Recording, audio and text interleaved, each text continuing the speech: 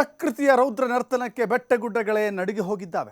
ಕಣ್ಣು ಮುಚ್ಚಿ ತೆರೆಯೋದ್ರೊಳಗೆ ಇಡೀ ಊರಿಗೂರೇ ನೀರು ಪಾಲಾಗಿದೆ. ಹೌದು, ಜಮ್ಮು ಮತ್ತು ಕಾಶ್ಮೀರದ ರಾಜೌರಿಯಲ್ಲಿ ಎಂದು ಕಂಡು ಕೇಳರಿಯದ ಜಲಪ್ರಳಯ ಸಂಭವಿಸಿದೆ. ಒಂದೆಡೆ ಬೋರ್ಗರಿತಿರುವ ಪ್ರವಾಹ, ಮತ್ತೊಂದು ಕಡೆ ಬೆಟ್ಟಗಳ ಮೇಲಿಂದ ಉರುಳಿ ಬೀಳ್ತಾ ಇರುವ ಬಂಡೆಗಳು.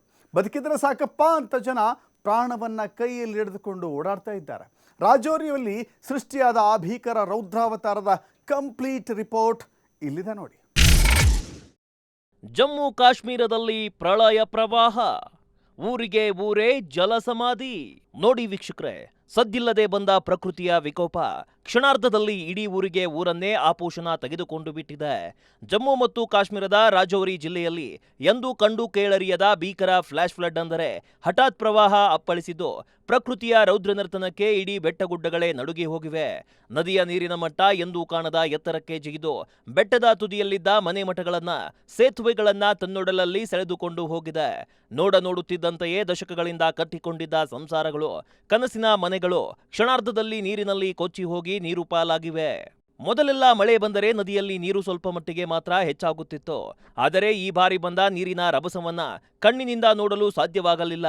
ನದಿ ಎಲ್ಲೋ ದೂರದಲ್ಲಿದೆ, ಆದರೆ ರಕ್ಕಸನಂತೆ ಹರಿದು ಬಂದ ಆ ಜಲಪ್ರಳಯ ಬೆಟ್ಟದ ಮೇಲಿದ್ದ ನನ್ನ ಇಡೀ ಮನೆಯನ್ನೇ ಕೊಚ್ಚಿಕೊಂಡು ಹೋಗಿಬಿಟ್ಟಿತು ಎಂದು ಕಣ್ಣೀರಿಡುತ್ತಾ ಸಂತ್ರಸ್ತರೊಬ್ಬರು ಹೇಳಿದ ಮಾತುಗಳು ಎಂಥವರ ಕಣ್ಣಲ್ಲೂ ನೀರು ತರಿಸುತ್ತವೆ. ನದಿಯಿಂದ ಎಷ್ಟೋ ದೂರದಲ್ಲಿದ್ದ ಸುಂದರ ನಿವಾಸಗಳು ಇವತ್ತು ಕೇವಲ ಮಣ್ಣಿನ ರಾಶಿಯಾಗಿ ಬದಲಾಗಿವೆ.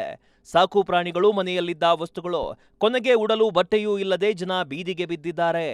ಈ ಭಾಗದ ಹಿರಿಯ ನಾಗರಿಕರೊಬ್ಬರು ಹೇಳುವ ಪ್ರಕಾರ ರಾಜೌರಿಯ ಇತಿಹಾಸದಲ್ಲೇ ಇಂತಹ ಭೀಕರ ಮತ್ತು ವಿನಾಶಕಾರಿ ದಿಢೀರ್ ಪ್ರವಾಹವನ್ನ ಯಾರು ಎಂದು ನೋಡಿರಲಿಲ್ಲವಂತೆ. ಬೆಟ್ಟದ ಮೇಲ್ಭಾಗದಲ್ಲಿ ಹಠಾತ್ತಾಗಿ ಸಂಭವಿಸಿದ ಮೇಘಸ್ಫೋಟ ಈ ಜಲಪ್ರಳಯಕ್ಕೆ ಮುಖ್ಯ ಕಾರಣ ಎನ್ನಲಾಗುತ್ತಿದ್ದು, ಶಾಂತವಾಗಿದ್ದ ನದಿ ಏಕಾಏಕಿ ರಕ್ಕಸ ಸ್ವರೂಪ ಪಡೆದುಕೊಂಡಿದೆ. ಇಡೀ ಊರಿಗೆ ಊರೇ ಛಿದ್ರವಾಗಿದ್ದು ಸ್ಥಳೀಯರು ತಮ್ಮ ಜೀವವನ್ನ ಕೈಯಲ್ಲಿ ಹಿಡಿದುಕೊಂಡು ಸುರಕ್ಷಿತ ಸ್ಥಳಗಳಿಗೆ ಓಡಿದ್ದಾರೆ. ದುರಂತ ಇಲ್ಲಿಗೆ ಮುಗಿದಿಲ್ಲ. ಬೆಟ್ಟದ ಮೇಲ್ಭಾಗದಲ್ಲಿ ಇನ್ನೂ ದಟ್ಟವಾದ ಮೋಡಗಳು ಕವಿದುಕೊಂಡಿದ್ದು ಮತ್ತೆ ಎಲ್ಲಿ ಭಾರೀ ಮಳೆಯಾಗಿ ಭೂಕುಸಿತ ಸಂಭವಿಸುತ್ತದೆಯೋ ಎಂಬ ಸಿಡಿಲಂಜಿಕೆ ಪ್ರತಿಯೊಬ್ಬರನ್ನ ಕಾಡುತ್ತಿದೆ.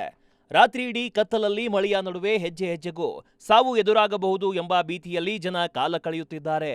ಒಮ್ಮೆ ಮಳೆ ಸುರಿದರೆ ಸಾಕು, ಇಡೀ ಗ್ರಾಮವೇ ಬೆಚ್ಚಿ ಬೀಳುವಂತಹ ಭೀಕರ ವಾತಾವರಣ ನಿರ್ಮಾಣವಾಗಿದೆ. ಇತ್ತೀಚಿನ ವರ್ಷಗಳಲ್ಲಿ ರಾಜೌರಿ ಜಿಲ್ಲೆಯಲ್ಲಿ ಸಂಭವಿಸಿದ ಅತ್ಯಂತ ಅಪಾಯಕಾರಿ ಪ್ರಾಕೃತಿಕ ವಿಕೋಪ ಇದಾಗಿದ್ದು, ಗುಡ್ಡಗಾಡು ಪ್ರದೇಶಗಳಲ್ಲಿ ವಾಸಿಸುವ ಜನರ ಬದುಕು ಎಷ್ಟು ಸೂಕ್ಷ್ಮ ಮತ್ತು ಅಪಾಯದಲ್ಲಿದೆ ಎಂಬುದಕ್ಕೆ ಈ ಘಟನೆ ಹಿಡಿದ ಕನ್ನಡಿಯಾಗಿದೆ. ವಾತಾವರಣದ ಹಠಾತ್ ವೈಪರೀತ್ಯ ಹಾಗೂ ಪ್ರಕೃತಿಯ ಮನಸ್ಸಿಗೆ ಅಮಾಯಕ ಜನರು ಬೆಲೆ ತೆರುವಂತಾಗಿದೆ.